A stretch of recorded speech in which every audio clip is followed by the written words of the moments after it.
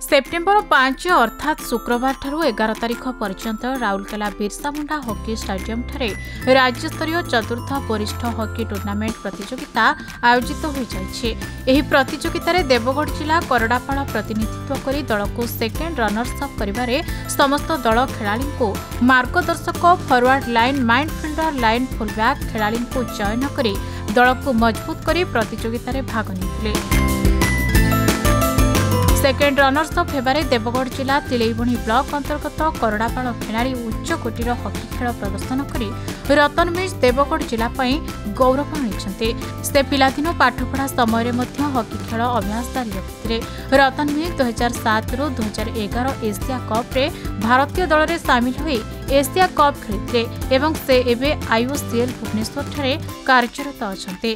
तेबे hockey team manager को कहवा कथा बिरसा मुंडा हॉकी स्टेडियम रे आयोजित होइतिबा टूर्नामेंट सरकारंकर एक सुंदर आयोजन करी प्रतिक्रिया रखिते। आमे ए चतुर्थ राज्य हॉकी टूर्नामेंट रे 6 तारिख रु जाइथिलु राउरकेला रे कलिंग बिरसा मुंडा हॉकी स्टेडियम रे हेतिला। आ प्रथम मैच आमे नयागढ़ को 5-0 गोल रे परास्त करिथिलु।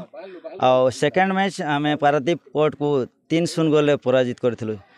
थर्ड मैच क्वार्टर फाइनल आमे खोर्धा टीम को 7-1 गोल रे जीती आमे सेमीफाइनल को प्रवेश करथिलु एवं डिफेंडिंग चैंपियन सुंदरगढ़ टीम ठू 2-1 रे हारि जाइथिलु।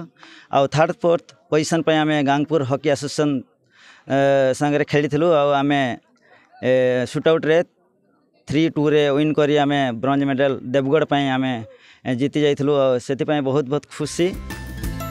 खाली सेतिकी नुहे हॉकी टीम दल खेल सारी देवगढ़ अभिमुखे फेरिबा बेले करडापाड़ हॉकी टीम को देवगढ़ जिलापाल उपजिलापाल विधायक पौर परिषद नगरपाल समेत विभिन्न महलर हॉकी टीम को स्वागत जनाଯାଇଥିଲା। अन्य पक्षरे गतकाली संध्या समय एक विजय उत्सव आयोजन करी मुख्य अतिथि भाव बीजेपी जिला सभापति तथा संबलपुर सांसद जिला प्रतिनिधि अरुण कुमार साहू समाजसेवी सौभाग्य पात्र अंचल बहु बुद्धिजीवी विजय उत्सव योगदान करी राज्यस्तरीय हॉकी प्रतियोगिता रे तृतीय स्थान हासिल करितबा खेलाड़ी को पुरस्कार उपढौकन दे सम्मानित करथिले। खेल बहुत बढ़िया है।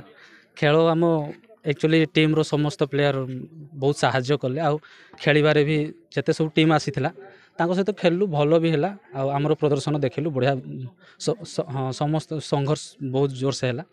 आ समस्त भलो परफॉर्मेंस भी देले। आ से परफॉर्मेंस द्वारा हमें विजय हे पारिछु।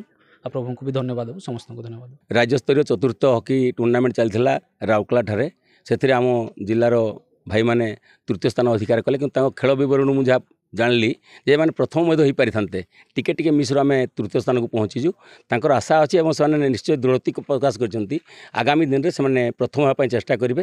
और यही जगार स्टेडियम होगापी जो व्यवस्था करवा शीघ्र करने मुझे आज गलापर जिलापाल महोदय को अनुरोध करी। यही जगह को रास्ता केमती भल भाव में रास्तार व्यवस्था ये जातीय और अंतर्जातीय स्तर खेलाड़ी गाँव को रास्ता घाटर सुविधा कले एठारे भल भल खेलाड़ी मैंने तैयारी पारे। देवगढ़ देवानंद नायक रिपोर्ट खबर ओडिशा।